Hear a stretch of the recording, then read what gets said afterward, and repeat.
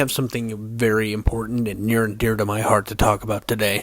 We're going to talk about a game that I feel has gotten the rawest end of any deal ever made, and that is The Outer Worlds. Now, if you haven't heard of The Outer Worlds, it was a game done by Obsidian, the people who brought you the iconic classic Fallout New Vegas, which is many people's favorite Fallout game to ever be created, made off the Creation Engine to be a to be a DLC to Fallout 3 that ended up becoming its own spin-off standalone game. Now, when they announced they were doing The Outer Worlds, a lot of people were expecting it to be Fallout New Vegas in space, which, to their defense, I believe it is. I feel like it has all the identity, all the goofiness, all the weird little niche stuff that Fallout New Vegas had. But I feel like The Outer Worlds, with its stylistic design and the direction it wanted to go, it wanted to be goofier. It wanted to set itself apart from those with it still maintaining the same energy and vibe. Now, I know what you're thinking looking at the gameplay in the background. It's like, why did you just pick gameplay of you murdering an entire ship? And it's to highlight the point of the freedom you get in this game. The freedom in The Outer Worlds is truly remarkable, especially with how tight and unified the experience is. And I mean, this is a tight, unified experience. This is the type of experience that you want to just go in, feel that pressure, feel those kegels pull in, and you want to enjoy the little oases they give you. In this game, when it was developed, it was right after Pillars of Eternity, which was kind of a passion project. They decided a studio wanted them to make kind of a bigger experience, but not too big, so they were given quite a bit of a leash, and they weren't given an endless budget to make this game, but they did with the budget what they could. They brought a polished experience that was incredibly fun. I played day one on Game Pass when it came out, had no idea what this game was, had not heard of it at all, jumped into this game and was madly in love. This was the experience I had been waiting on. And you know what's crazy is people were like, oh, they really dropped the ball because Fallout 76 was such a flop, and they dropped this game. And it's like, nobody knew about this game. It wasn't marketed well, which is completely the fault of Take-Two at the time. And I feel like people expected this to be a deep, wide open space type game coming from Obsidian, but the difference is this was built from the ground up game, right? And people look at New Vegas and like, why couldn't they have just done New Vegas? Well, New Vegas was a lot of asset flip. Now, you can argue with me in the comments, say, no, it wasn't. They built a lot from the ground up. They did, but they also used a lot of pre-rendered assets from Fallout 3. They used the exact same engine as Fallout 3. They basically made a really, really intensive mod. I mean, it's the same thing people are doing with Fallout 4, turning New Vegas into Fallout 4 into New Vegas, or Fallout 4 into Fallout 3, or Fallout 4 into Fallout 2, or Fallout 4 into a brand new game that nobody's heard of, like Fallout Miami. It's taking this from the ground up. They don't have to build the whole thing from the ground up because they have assets they can use. They have stuff they can build off of, and the Creation Club gives you that access. Working off of Unreal Engine 4, they built a lot of this themselves. They really went out of their way to create deep character-driven stories. I mean, all of the characters you embark on your journey on your ship have their own unique little stories and offshoots, and it's not deep and long like something like Starfield I'm learning has, but it is a tight enough, fun enough experience that, like, I think this game takes like 15 hours to beat or something. Very short for an RPG if you push through the story. But the story feels fun. It feels goofy. It's hilarious. This game wants to be funny, and so many people took this serious, like, oh, well, it's way too over the top. Yeah, it's supposed to be. This is supposed to be a humorous romp, RPG type romp game. This is not supposed to be your deep RPG. This is supposed to be your fun fucking sandbox RPG. It's got the humor written all over the walls, all over the place, and you can do whatever you want. You can go through this game like a raging maniac, and you can still beat the game. You can't softlock yourself. You can do almost anything. You can play this game as an idiot and fly your happy ass into the sun and kill yourself.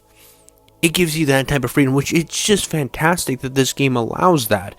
And it has so many little goofy gimmicks and little goofy storylines and some over-the-top greatness that this is an instant you should play. Now, is this a legendary game that's like should be remembered out throughout time? I don't know. I don't know if any game hits that portion of gamehood, other than like your Halos and your original Mario's games that really pushed generations forward. I mean, hell, God of War did that for the hack and slash genre. So I look at this game as more of a companion piece to some of the greatest out there, like Fallout 3, like Fallout New Vegas.